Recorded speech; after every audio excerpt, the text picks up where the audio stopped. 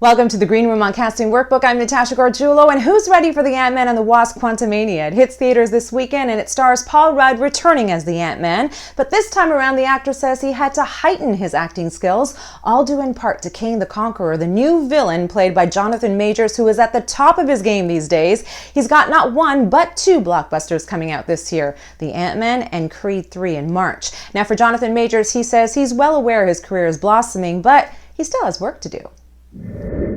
There's certain things growing up that you would have to do to get where you want to be. You know what I mean? And I'm not even in this moment where I want to be, but I know I'm closer to where I want to be. We get into it in this, and he hit me back into Ant-Man 1. It was awesome. I mean, he's a great actor, and he, really inhabited this role of Kang the Conqueror, which is a major villain in the Marvel, history. So it's not an easy part to play. He had his own rhythms and deliveries, and the way he just inhabited this part. With Kang, the resources are all imagination. What does one sound like if they can speak every single language? He chooses to speak in English, right? Because that's how he has to communicate. But if you speak every language ever known to man and others, right, how would that sound? If you have a deep relationship with time, would you talk faster or slower?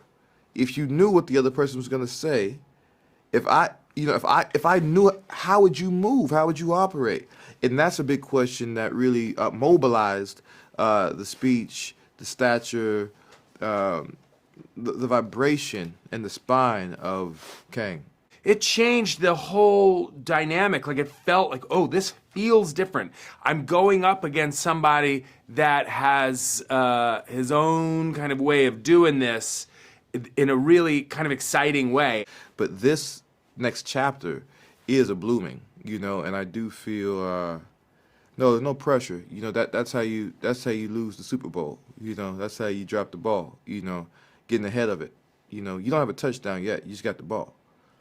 I've not scored a touchdown yet. I just got the ball. And so, when you're acting, you always want to be acting with people who are going off of what you're doing and throwing something back, and it becomes this great sparring session. And that was a lot. There was a lot of that going on with us. It was charged and a blast. Yeah, he's the best.